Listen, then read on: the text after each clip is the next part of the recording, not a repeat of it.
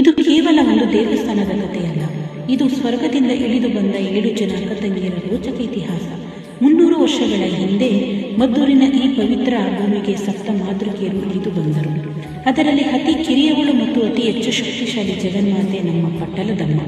ಈ ಅಕ್ಕ ತಂಗಿಯರು ತೀರ್ಮಾನ ಮಾಡಿ ಬೇರೆ ಬೇರೆ ಊರುಗಳಿಗೆ ಹೋದರು. ಅಕ್ಕಂದಿರು ಹತ್ತೂರು, ತೈಲೂರು, ಕದಲೂರು ಕಡೆ ಹೋದರೆ ನಮ್ಮ ಪಟ್ಟಲದಮ್ಮ ಮೊದಲು ಪಕ್ಕದ ಗ್ರಾಮಕ್ಕೆ ಹೋದರು.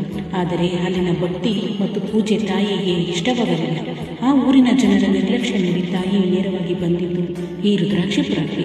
ಇಲ್ಲಿನ ಒಬ್ಬ ಭಕ್ತನ ಕನಸಿನಲ್ಲಿ ಬಂದು ನಾನು ಇಲ್ಲಿಯೇ ನೆಲೆಸುತ್ತೇನೆ ಎಂದು ಮಾತು ಕೊಟ್ಟರು. ಬೆಳಗಾಗುವಷ್ಟರಲ್ಲಿ ತಾಯಿ ಹೇಳಿದ ಜಾಗದಲ್ಲಿ ಒಂದು ಪವಾಡ ನಡೆಯಿತು. ಅಲ್ಲಿ ತಾನಾಗಿಯೇ ಒಂದು ಸಣ್ಣ ಹುತ್ತ ಹುಟ್ಟುಕೊಂಡಿತು. ಕಾಲ ಕಳೆದಂತೆ ಆ ಹುತ್ತ ಬೆಳೆಯುತ್ತಾ ಹೋಯಿತು. ಅಂದು ಹುಟ್ಟಿದ ಆ ಹುತ್ತವೇ ಹಿಂದಿನ ಈ ಭವ್ಯ ಸನ್ನಿಧಿಯಾಗಿದೆ. ತಾಯಿ ಪಟ್ಟಲದಮ್ಮ ಕಿರಿಯವಳು ಆದರೂ ಇವಳು ಇಲ್ಲಿ ರಾಣಿ.